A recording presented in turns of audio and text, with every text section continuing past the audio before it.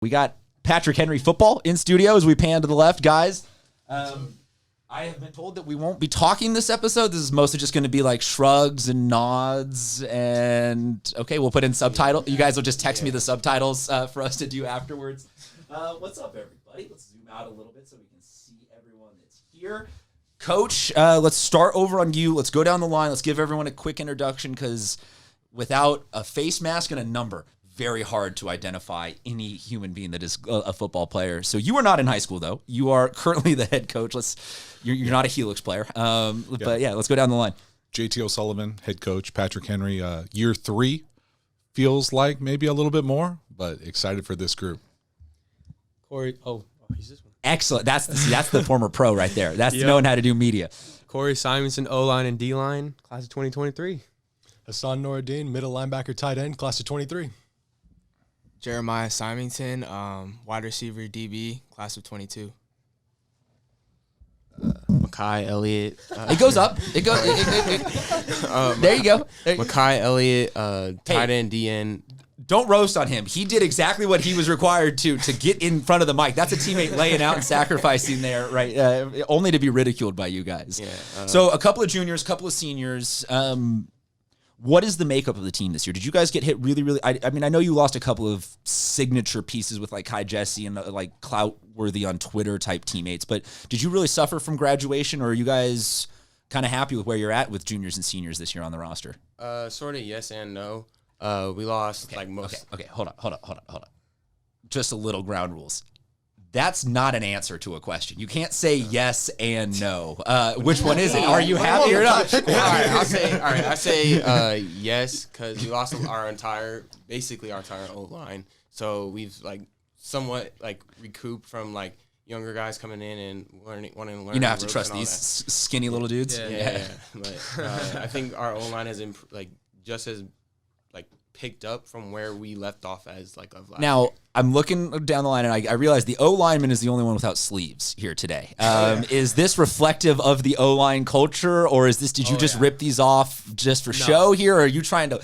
Have the guns gotten bigger lately and you're trying to show them off? No, 100%. That was our motto last year too. I mean, that our O line no sleeves. That was the motto. No, not no sleeves, but we were the Punisher. We were the dictator. That was our motto last year, and I mean.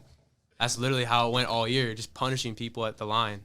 Okay, we'll put that on the poll at SD Prep Insider. Do you like a lineman with no sleeves? Yeah, and be careful here with their letting you think that they're a no sleeves lifestyle. There's a lot of back pads out there. They want to pretend that it's a. Hey, I wore a back pad out of not trusting my teammates, being inaccurate at where to throw blocks, and getting pushed around because they were small white kids from La Jolla, and we had to play Cathedral and stuff. And I knew that blocking to one side meant I'm going to take a tight end in the back as he gets pushed back by a Ross Masuli-sized human being.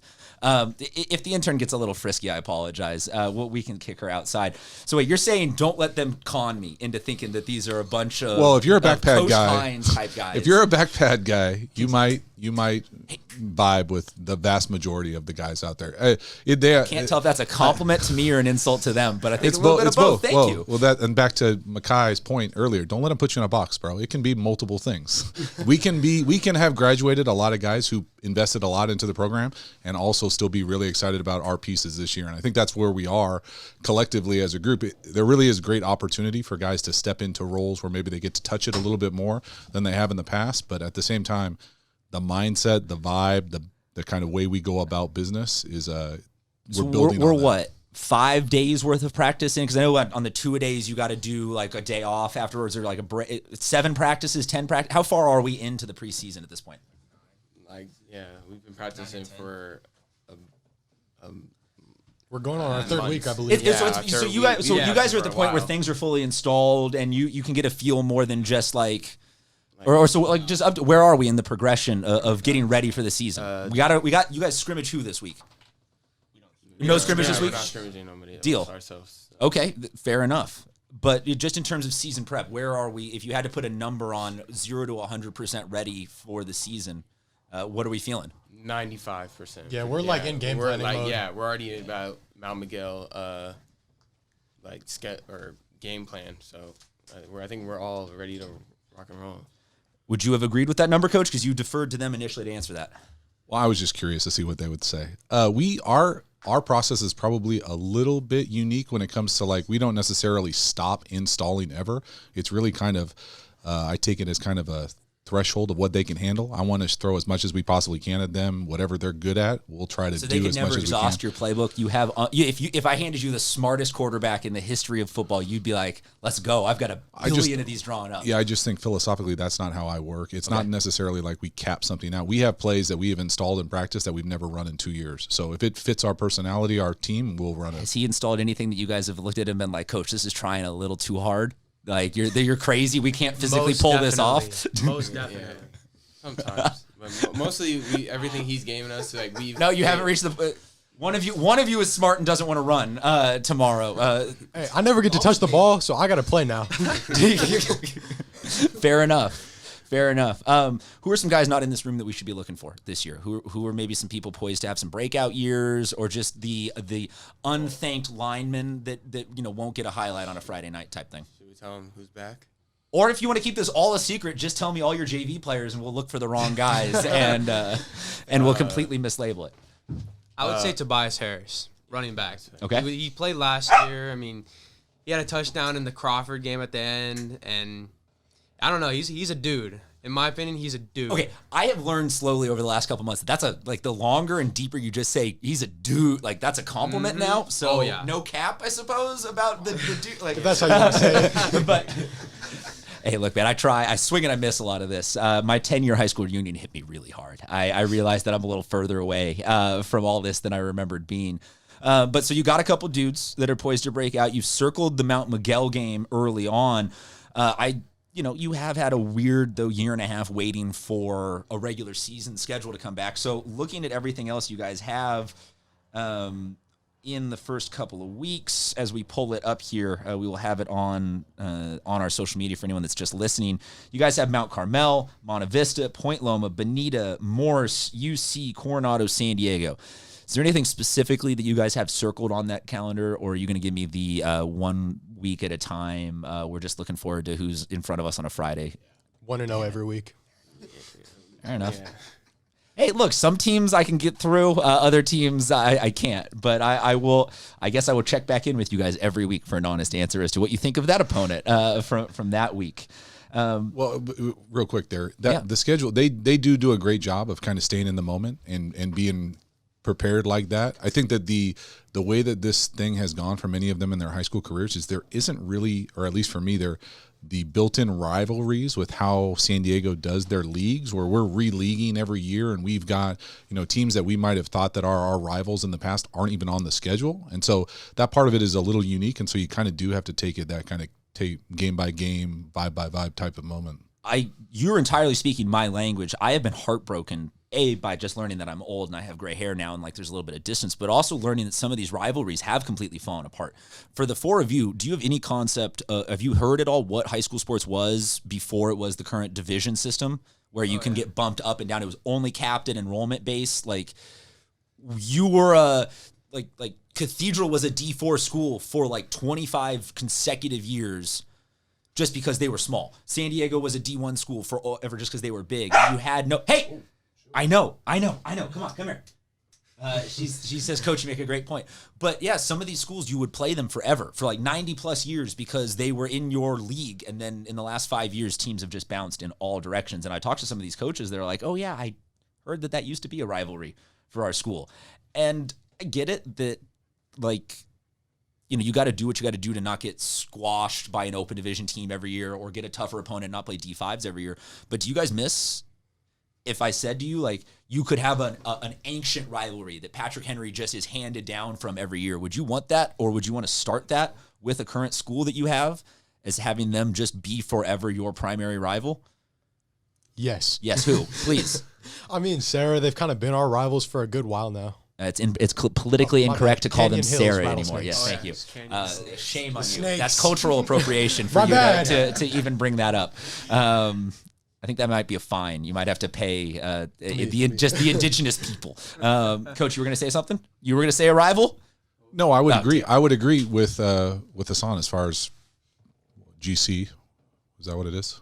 Canyon Hills. Whatever. CG. The Rattlers, the Snakes, Oh, the CH. something. Yeah, I don't know, something, man. Something. It's still the other one to It's me. gonna be such. It's still the other one to me in my such a head. clumsy year. It's gonna be a weird year. I mean, with that. the thing about it is, I think the former Sarah and Scripps. And you guys don't even have them on your schedule this year. Yeah, and that's just releaguing, and that's the process of things that aren't necessarily in our hands. And then when we go to make the schedule, some of those earlier preseason games are already contracted out, so you don't get a chance to scramble and make those things happen. So, it is what it is. I'm excited for this year. Our season kind of falls into 2 seasons as far as the preseason and then the league, and then there are definitely some strong opponents that we've played over the last couple of years that have given us a bit of a whooping. So we're excited to get another opportunity at them. When you guys have hung with some of the bigger schools the last couple of years, I was at your game last year against Madison, and Madison, numbers wise, not a bigger school, but football skill wise is a better school. And it seems like every couple of weeks you've broken another scoreboard. So what has been the primary success like the last couple of years? Has it just been getting kids to buy into your offensive system? Has it been from you guys just are more people turning out, better athletes turning out? It's what has been this like 3-year upward trend for Henry football? It's mostly us spending the time off the field, not just on the field running routes, all of that. But what I've learned from Coach is like if you do the time off the field, the work from off the field will come to show on the field. So even with how hard you work, You're being a horrible teammate right now. You're supposed to be the hype man, just being like, We'll make fun of him for stuttering.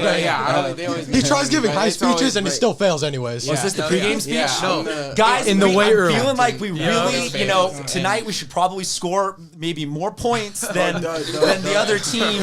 I don't want to put that on all of us. Maybe am I doing a good? Oh yeah. Deal. You want to do our Instagram live on a Friday night, the pregame speech? Hey, San Diego, maybe have fun tonight at football. If you don't want to go to the football games, though, don't worry. It's okay. Yeah, no pressure, But but I think in the weight room is a big part of it too. I mean, some of our like smaller JV guys have really stepped up, especially like last year. Well, I mean, we lost. I think I'm really the one only returning O lineman from last season. So, I mean, some of the the JV guys have really you stepped deal up a in the ton. weight room. You're obviously the varsity head coach. So you're with these guys mostly in and out. But how do you get the younger kids, the freshmen and the sophomores at those lower levels, to buy into the weightlifting is worth it in that whole process? What has been the message?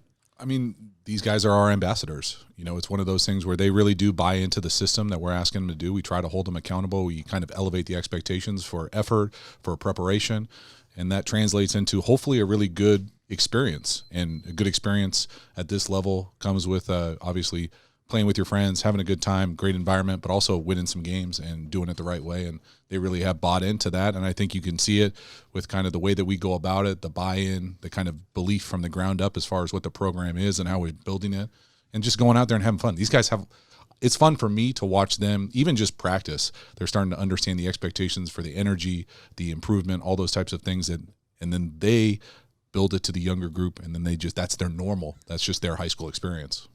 You're an inside linebacker, or just a linebacker, inside linebacker. Do you feel like you have a little wiggle room, given that your offense can score 70 every week, and you guys are like the forgotten about aspect of the team? Like, hey, like there was a 30-point gap there too, in addition to that, or what's it like just being on the side where like the offense just keeps on working all the time? That'd be nice. Honestly, no, because No? I don't want to live in the past here, but like let's talk about the Crawford game last year. Okay, let's 56 live in the past. to 0. That's 0 points for them. Negative yards total. Like you can't just be like, oh, And you want offense more scored credit for that. You feel like you guys got the 0 attention on that end. I don't feel like we got 0 attention, but I feel like they got 0 points, so that needs to be talked about. So what you're saying is this season, when we check back in on you guys on a weekly basis, I should come to you first for who gets the credit for the win, and potentially defer more to the defense and not always to the flashy touchdowns. Hey, we get a lot of points, and that goes to the system. But we also got a great. See, he's accusing them of being system quarterbacks. So you're Belichick and you're Bruschi. Deal. Hey, whatever works. I mean, I will just Hassan's probably too nice to say it, but the spring season was unique in many, many ways, but probably the most improved, in my opinion, the most improved side of the ball anywhere in the area was our defense. I mean, just the jump that they made from 19 to spring was pretty crazy. And I mean, it really was. It starts with Coach Nelson, our defense coordinator, but it comes down to we've got some very good players as well. Make no mistake about it. We're fast on that side of the ball, and just using those guys to go out there and make plays. Multi-sport athletes, or do any of you guys play spring sports? Yeah. All track, I'm assuming, or you're probably the field part of track. No, I do golf. mine. Hey, do not laugh at it, man. The golf championships are some of the best events ever. Because you're just like, wait, a 5'2" Hispanic woman is running away with the field right now. What is this? Modern day Catholic girls golf? Okay, fair enough. I've been asking this from everybody. What would you say to maybe a 2-game or at least just a fully padded 3 weeks worth of a spring football? Yeah, I'll start. I'm a hard no. Capital okay. No. Both letters, NO and an exclamation point? Yeah, go play something else. Deal. Definitely no. I would hate that. Don't even need to go around the room? Deal. No, I need to run track. That's like, Hey, no, I love it. No, I go into this with zero expectations. This would be the one year that anybody ever did a actual spring football and then a fall football. And I'm just curious. Yeah, I probably primed their answer there for you. I probably should have waited to the end, but that is I'm a big believer in multi-sport athletes, and it's can see you on that one because that message needs to get out there more. Yeah, we try to promote it. It's one of those things where it really the vast majority of coaches that I've been around at the scholastic level also promote it. It's just, inevitably you hear the whispers about people playing year round and that being the only thing you can do. And, I don't think it is for our guys. I don't think it is. There's a round ball that gets hit up and down that those coaches are the worst on the spectrum of it from all of them. And then other than that, everyone is pretty good. Yeah. I would push back. Some of our best players the last few years have been basketball guys who have all of a sudden realized, hey, I can play both. And really the football thing impacts my basketball performance. I'll get a little bit more physical, control my body a little bit differently. Because you have a good football, or you have a good basketball coach that's willing to work with you. I'm just saying that on aggregate, basketball coach, oops, didn't mean to say that out loud. They don't listen to this show. They're done with me. Agree with you. You golf, track and field, and then volleyball this year for some fun. Nice. Spring for you or no? Deal. Track meets. They are the most unexpected, true or false, they are the most unexpectedly happy and uplifting experience of all time. Everybody's there supporting everybody. Like the clap before someone's going to go do the long jump. Like, to me, I've always encouraged people, go do track because it seems like a very positive community. You disagree and you seem like you hate everybody in track. that's definitely false. Okay. You're the first person I've ever encountered that does not have a positive view of the track community. It depends on what school you go against, really. Because, okay. I don't know. Maybe I'm Our just school at these like group meets where everybody doesn't want to be fighting each other. But tell me, go. The invites, you got like all these crazy kids that come out and they're like talking nonstop. Okay, please tell me the horror stories that you have encountered. No. So who's the main track rival then? No, obviously no football rival. I have no idea. Just anybody that's next to you. You guys are just there to fight. We like went against Cathedral a ton last year, but I don't know. It's different between like dual meets and then invites and CIF and stuff, and it's a lot different because there's more pressure on you because you're not like out there like with your. I mean, like you have a team, but you just kind of. What events? I run the 1, 2, 4. 4x4, 4x1. I just mix it up. Where in the spectrum of difficulty athletically is the baton handoff in a relay? Because I think that has to be one of the harder things to do in sports. No? That took us out of CIF. Okay, so I'm right on one of the two things. I thought you were about to shoot my second idea down and just be like, what is this white guy talking about? He knows nothing. Hey, for me it was easy because I had one of our receivers, Omar, handing it off to me, and he's done track for like 10 years or something, so he's good. And then I handed it off to actually our running back, Tobias, and then I don't know, the last handoff was kind of tragic, so. So the non-football guy is the scrub that blew it for you guys, is what you're saying. That guy running he's our fastest kid, and he actually, Oh, I'm sorry, I'm digging up some bad memories right now. I really apologize for this. No, it's just a lot about Do you need to air some grievance directly into the camera? Like, who is there something weighing on your soul right now? No, we're good? No, it's fine. I apologize. I'm going to tiny violin for you. I'm going to stop there. Fair enough. What events for you? Shot and disc, and they do not love us. They throw us in a dirt corner and say throw it. That's true. The actual the field part of track and field people get kind of Oh yeah, that's going on. I forgot. No one knows it's happening. Yeah, Like, it's at another location, and there's just reports coming back they that kinda Mount just- Carmel picked up 30 points over there, they winning just different send him events. in the back, and you never hear from him again. They never. I'm here too. They send you in a dirt circle and say, "All right, don't mess this up." Don't mess this up. Don't mess this up. Does that mean you guys watch a ton of the Olympics for the track events, or is track just you enjoy it, but you could care less about watching it on I a can't watch it. I just run it. deal? That's it. It seems like it's something that's harder to be like, hey, like I'm gonna go out of my way to watch this.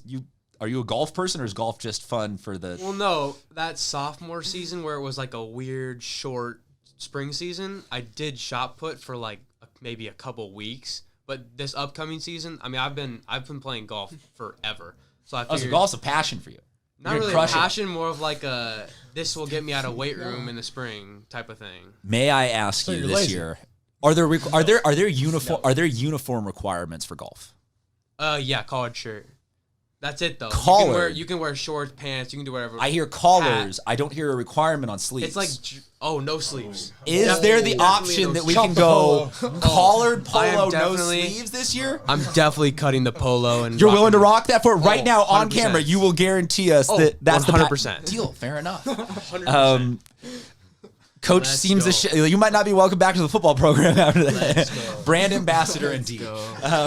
No sleeves. I like it. We'll put that on the poll at SD Prep Insider. Should golf go no sleeves this year? 100%. And not like the intentional no sleeves. Like it has to be cut like that. It has to. Just jagged. I'm surprised you don't all even that. have the cut all the way down the no. side going. You haven't reached that level yet? No. You don't have the side abs No. that are required for that? Linemen don't do that. That's not a lineman. I feel like linemen have the least self-conscious awareness. They don't care. I'll feel like with a lot of the linemen, they're just like, Oh, yeah. I'll show you everything. Oh, I yeah. do. This shirt barely counts. No? I've seen a Never lot of cared. self-conscious linemen like going to the pool wearing shirts, hiding themselves. That's Darius. Yeah. Whole lot You of are. You have zero problem calling people out. I love this.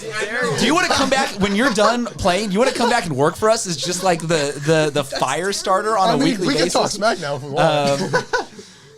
Nah, I- actually, no. Darius is pretty confident now. That was last year. Yeah. Thanks to- Sometimes you need to be bullied into confidence. Who? you want me to scrub I'm not that? gonna name anyone Sometimes else. you need to be bullied into confidence, or can we put that on a shirt? Oh, Kai did that to me. Kai did that to me. I can't lie. This is all them.